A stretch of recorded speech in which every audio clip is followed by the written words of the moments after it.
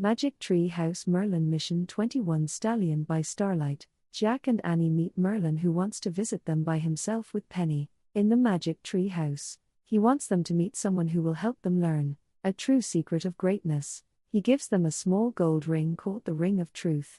It will glow when they discover a true secret of greatness. He also gives them a tiny glass bottle, with silver mist swirled inside. When they breathe in the scent of the mist and make a wish to have an extraordinary talent, it will be theirs for 1 hour.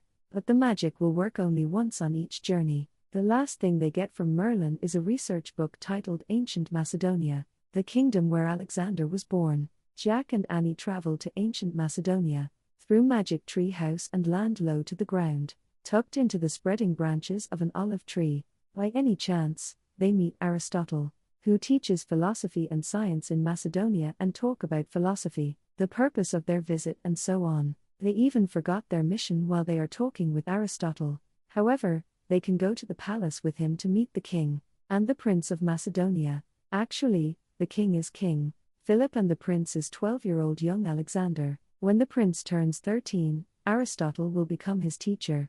In the palace, young Alexander really wants to tame a black stallion named Bucephalus, which was once a noble warhorse, but he hasn't let any rider mount him ever since. He was captured in battle. Jack and Annie decide to help him tame Bucephalus, because they know he loves the horse. The notes Jack took during their adventure in the Wild West can be very helpful, even though they don't have much experience to train horses. Annie, who has a way with animals, failed to train Bucephalus first, but decides to use magic. Jack and Annie sniff the magic mist, and then make a wish to become great horse trainers. Jack feels as calm and relaxed as if he tamed 1,000 wild stallions, and Annie calls him Buddy. Jack concentrates on Buddy and pours all his energy, all his compassion, and all his strength into him. Now, Jack can hear the horse's thoughts. Buddy says, "Do not come closer.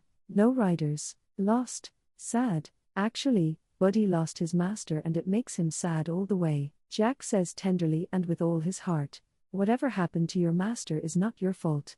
Not at all." Buddy says yes when Jack and Annie ask him to go for a ride. Buddy keeps galloping and Jack feels as if his legs, breath, skin become one with Buddy's legs, breath and skin on the horse's back. After 1 hour, their magic ends, but Buddy doesn't mind riders now. They've been riding Buddy just as themselves for a long time.